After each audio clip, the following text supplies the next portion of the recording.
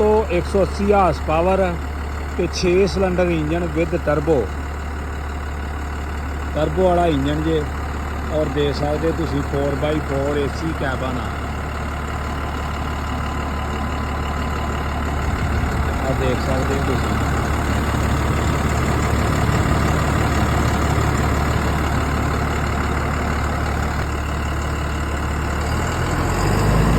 बिल्कुल sound proof engine आ। जे sound की गल की जाए बिल्कुल नॉर्मल आवाज़ आ। इंजन की गल करिए तो इंजन चंगा साह आ 4x4 आ।